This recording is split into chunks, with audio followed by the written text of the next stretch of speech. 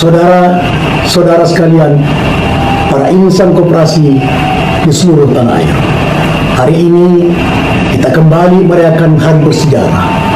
Hari koperasi. Bangsa besar adalah bangsa yang menghargai sejarah dan jasa pahlawan bangsanya. Bung Hatta adalah pahlawan ekonomi Pancasila, ekonomi gotong royong, ketua tim perumus pasal 33 Undang-Undang Dasar 1945. Setiap kali mengenang Bung Hatta, kita sesungguhnya menjalani nasihat bijak Bung Karno tentang jas merah. Jangan sekali-kali meninggalkan sejarah. Sebagai bentuk penghargaan kita kepada Bung Hatta, di hari kebesaran kita hari ini, saya mengajak saudara-saudari sekalian untuk menelusuri jejak-jejak dan nilai-nilai perjuangan sang proklamator dan negarawan ulu yang cerdas, religius, jujur, dan sederhana. Dan pejuang nasional sejati, dialah mercusuar ideologi ekonomi gotong royong pasal 33. Dialah Bapak Koperasi Indonesia. Proklamasi kami, bangsa Indonesia, dengan ini menyatakan kemerdekaan Indonesia. Hal-hal yang mengenai pemindahan kekuasaan dan lain-lain diselenggarakan dengan cara saksama dan dalam tempo yang sesingkat-singkatnya. Jakarta, 17 Agustus 1945, atas nama bangsa Indonesia, Soekarno Hatta. Bangsa Indonesia dan bangsa Belanda kedua-duanya akan memperoleh bahagianya. Anak cucu kita, angkatan kemudian akan berterima kasih pada kita. Moga-moga Tuhan Yang Maha Kuasa memberkati pekerjaan kita pada konferensi meja bundar ini. Lahir dengan nama asli Muhammad Attar pada 12 Agustus 1902, masa kecil Bung Hatta dihabiskan di tanah kelahirannya di Bukit Tinggi, Sumatera Barat, di bawah tuntunan pendidikan agama Islam yang ketat. Menginjak remaja, Bung Hatta sudah merantau, SMP di Padang, SMA di Jakarta, lalu kuliah di Belanda. Di negeri kincir angin, sembari kuliah, Bung Hatta aktif dalam organisasi Perhimpunan Indonesia dan menulis gagasan-gagasannya tentang demokrasi, politik, dan koperasi. Ia bahkan secara khusus mendalami koperasi dengan mengunjungi koperasi-koperasi di Swedia dan Denmark tahun 1925 ketika menjadi Ketua Perhimpunan Indonesia yang mendukung pergerakan kemerdekaan di Indonesia. Bung Hatta pernah ditangkap tahun 1972 dan ditahan selama 3 tahun, meski kemudian dibebaskan oleh pengadilan Belanda setelah Bung Hatta membacakan pledoinya berjudul Indonesia Merdeka. Sekembali dari Belanda tahun 1932, Bung Hatta aktif dalam pergerakan nasional. Namun, hanya berselang 2 tahun, ia ditangkap dan dibuang ke Digul tahun 1934. Dan 3 tahun kemudian dipindahkan ke Banda. Selama masa pembuangan, Bung Hatta tetap aktif menulis tentang demokrasi dan koperasi untuk sejumlah koran dan majalah. Di Banda, Bung Hatta mendirikan dan menjadi Ketua Koperasi Perbamu, perkumpulan Banda Muda yang bergerak di bidang olahraga, peminjaman buku, dan perdagangan produk rakyat. Menjelang kejatuhan fasisme Jepang pada Juni hingga Juli 1945, Bung Hatta terlibat aktif dalam sidang-sidang BPUPKI maupun PPKI yang membahas tentang dasar negara dan konstitusi negara Indonesia Merdeka. Pemikiran-pemikiran Bung Hatta tentang sistem ekonomi koperasi sangat kuat dan menonjol, sehingga ia kemudian menjadi ketua tim perumus bidang sosial ekonomi yang menghasilkan rumusan memajukan kesejahteraan umum dalam pembukaan Undang-Undang Dasar 1945 serta pasal 33 dan 34 di bawah judul Bab Kesejahteraan Sosial sebagai produk turunan dari sila kelima Pancasila, keadilan sosial bagi seluruh rakyat Indonesia. Pasal 33 menjadi karya agung Bung Hatta sebab sama sekali tidak tersentuh perubahan dalam kondisi RIS maupun UUD sementara tahun 1950. Perubahan baru terjadi ketika amandemen Undang-Undang Dasar 1945 era reformasi tahun 1999 hingga 2002. Kapasitas intelektual, kegigihan perjuangan, serta integritasnya yang tinggi memantapkan para bapak bangsa memilih Dwi Tunggal Soekarno-Hatta sebagai penanda tangan sekaligus pembaca teks proklamasi pada tanggal 17 Agustus 1945. Dan keesokan harinya, tanggal 18 Agustus 1945, Dwi Tunggal Soekarno-Hatta dilantik menjadi Presiden dan Wakil Presiden Republik Indonesia. Jejak dan warisan berharga Bung Hatta bagi negeri ini justru terukir di masa genting Perang Kemerdekaan tahun 1945 hingga 1949. Salah satu catatan tinta emas Bung Hatta ialah tatkala sukses sebagai pemimpin delegasi Indonesia memperoleh pengakuan kedaulatan dalam forum konferensi meja bundar di Belanda tahun 1949. Masukan perjalanan Bung Hatta lewat pesawat dan pidato singkat di KMB.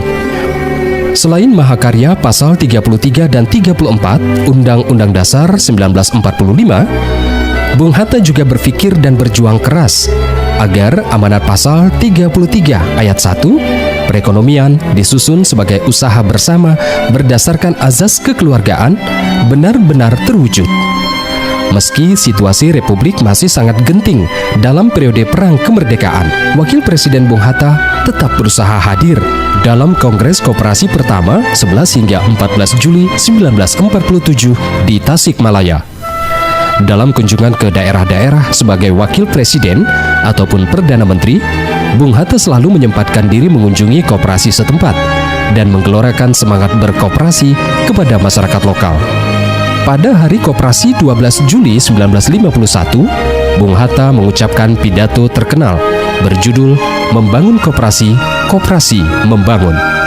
Atas gagasan-gagasan tentang koperasi Indonesia modern yang diadopsi dari Eropa, keyakinan dirinya saat merumuskan frase koperasi dalam pasal 33 UUD 1945 serta kegigihannya memajukan ekonomi rakyat melalui koperasi, akhirnya ia diangkat sebagai Bapak Koperasi Indonesia dalam Kongres Koperasi kedua tahun 1953 di Bandung.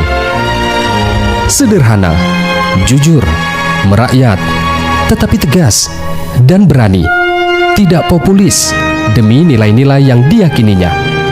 Itulah kekuatan di balik ketokohan Bung Hatta. Kesederhanaan dan kejujuran Bung Hatta bahkan tampak jelas ketika ia sedikit pun tidak memanfaatkan jabatannya sebagai nomor 2 di negeri ini. Tahun 1952, Bung Hatta mengajak istri dan saudara serta sekretarisnya naik haji dengan memakai uang honor bukunya yang terbit di Belanda. Ia naik haji sebagai rakyat sehingga menolak tawaran Bung Karno untuk memakai fasilitas negara. Jabatan Wakil Presiden justru ia tinggalkan tahun 1957 ketika merasa tidak sejalan lagi dengan Bung Karno soal arah demokrasi dan pembangunan nasional. Namun, perbedaan pandangan dan kritikan-kritikan kerasnya kepada Bung Karno usai mundur dari Wakil Presiden bukanlah tembok pemisah di antara Dwi Tunggal. Saat Bung Karno sakit keras menjelang ajalnya, ia meminta kepada Presiden Soeharto untuk boleh datang menjenguk ke Rumah Sakit Gatot Subroto. Di sana, kedua proklamator saling memaafkan tanpa kata-kata. Bung Karno yang sudah sulit bergerak dan berbicara hanya bisa memandang Bung Hatta sambil meneteskan air mata. Mata Bung Hatta berkaca-kaca dan memijat-mijat kaki Bung Karno. Itulah perjumpaan terakhir kedua pendiri negeri ini. Di masa tua, usai mundur dari kursi Wakil Presiden, Bung Hatta menghidupkan istri dan anak-anaknya dari gaji pensiun yang sekarang bernilai sekitar 1,5 juta rupiah. Untuk mencukupi kebutuhan keluarga, Bung Hatta mengandalkan honor dari menulis dan mengajar di kampus-kampus. Demikian sederhana dan jujurnya. Sampai-sampai Bung Hatta tidak mampu membeli sepatu merek Bali, impiannya, hingga ia menghembuskan nafas terakhirnya. Hari itu, 14 Maret 1980, sang pahlawan demokrasi dan koperasi itu pergi untuk selamanya, 10 tahun setelah kepergian Bung Karno. Seluruh negeri berduka. Dwi Tunggal tersisa sudah tiada lagi. Kedukaan dan rasa kehilangan yang tiada tara diungkapkan musisi legendaris Iwan Fals dalam sebuah lagu berjudul Bung Hatta. Sesuai surat wasiatnya, Bung Hatta dimakamkan di TPU Tanah Kusir, bukan di Taman Makam Pahlawan Kalibata, karena ia ingin tetap dengan rakyat.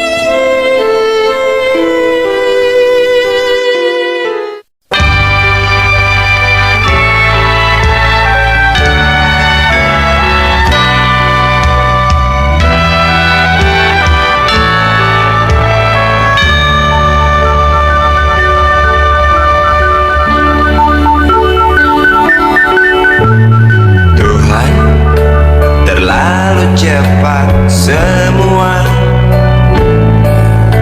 kau panggil satu-satunya yang tersisa, proklamator tercinta. Jujur, lugu dan bijaksana, mengerti apa yang terlintas dalam jiwa rakyat Indonesia. Hujan air mata dari pelosok negeri saat melepas engkau pergi. Berjuta kepala tertunduk haru, terlintas nama seorang sahabat yang tak lepas dari namamu.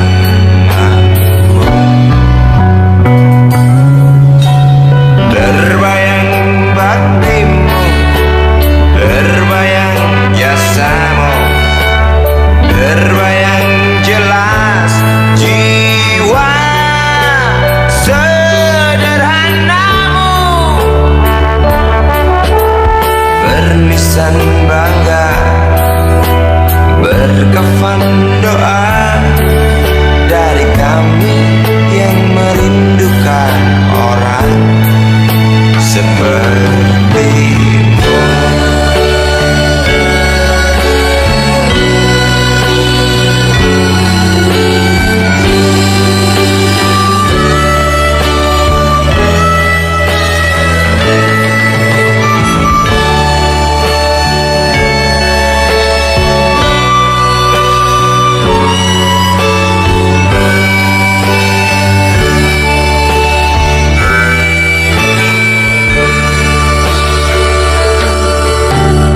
Hujan air mata dari pelosok negeri saat melepas engkau pergi.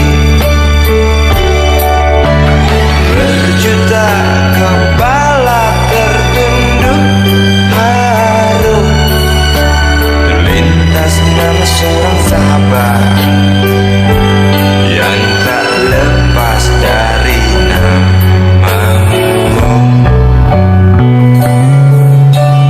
Terbayang baktimu, terbayang jasamu, terbayang jelas jiwa sederhanamu, bernisan pesan bangga berkafan doa dari kami yang merindukan orang seperti.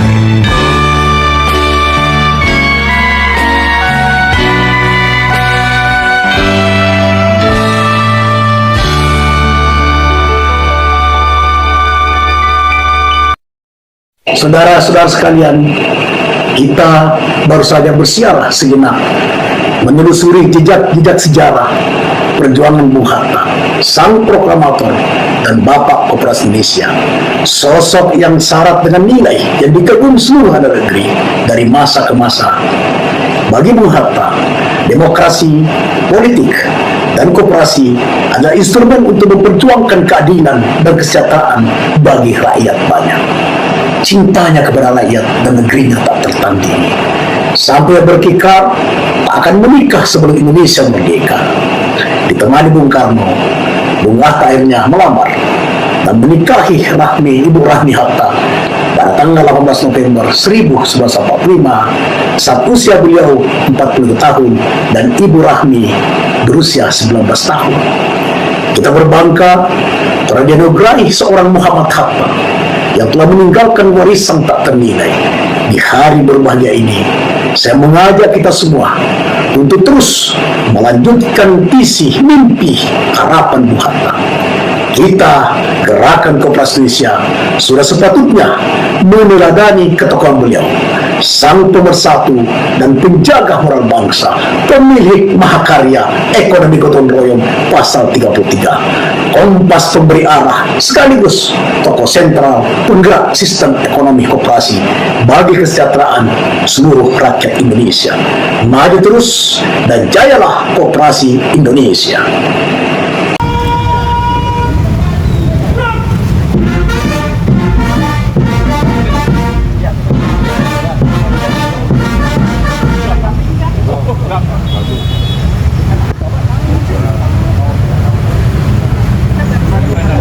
Penasehat, pengawas, dan seluruh hadirin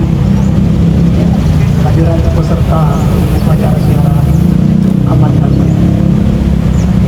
Alhamdulillah, di pagi yang cerah ini kita hadir di pelataran makam Bung Hatta, proklamator yang sangat kita banggakan, kita muliakan, saling cintai. Semua kita hadir dalam keadaan sehat walafiat, tentu kedahinaya, hidayah dan rahmat. Bersiaran ke makam Bung Hatta adalah sebuah kegiatan yang memang setiap tahun, setiap hari operasional kita bersiarah beliau.